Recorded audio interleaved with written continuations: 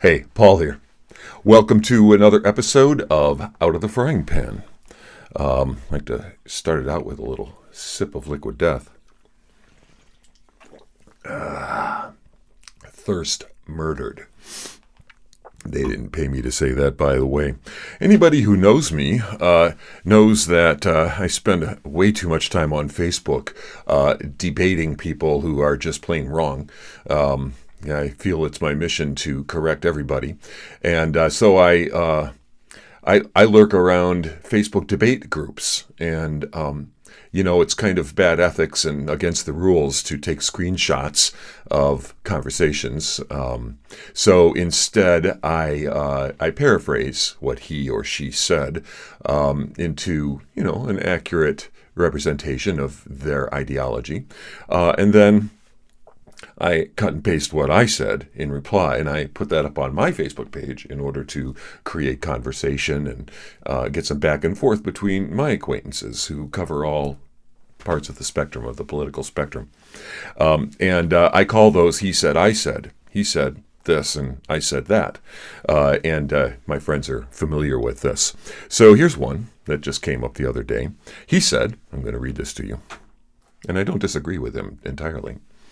He said, there's a two-tiered system of justice in America, one for the wealthy and powerful, and one for everybody else. So I said, one for those with wealth and power? Really? Let's unpack that a little bit. Now, Donald J. Trump has both wealth and power. Yet, he's being targeted on the flimsiest of, pardon my expression, bullshit.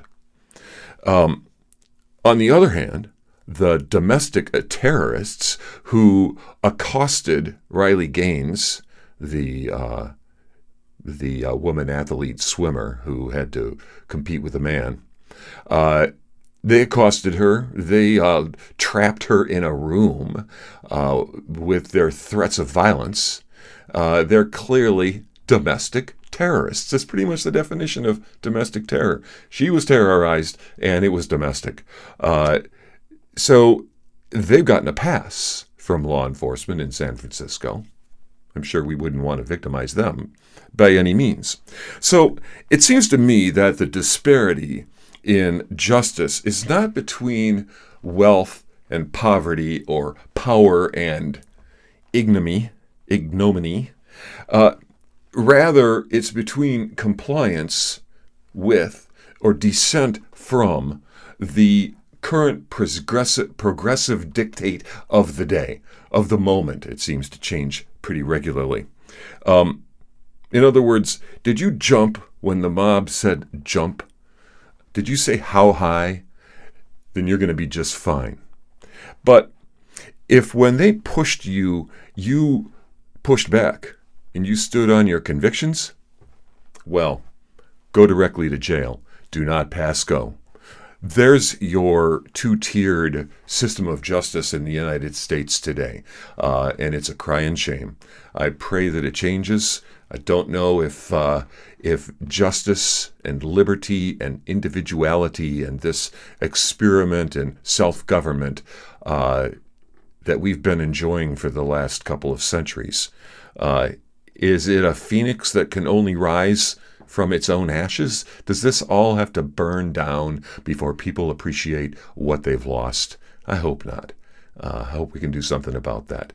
I hope if you liked this little rant that you will smash that like and share it and subscribe to Out of the Frying Pan. I think we just jumped into the fire. So we'll see you next time.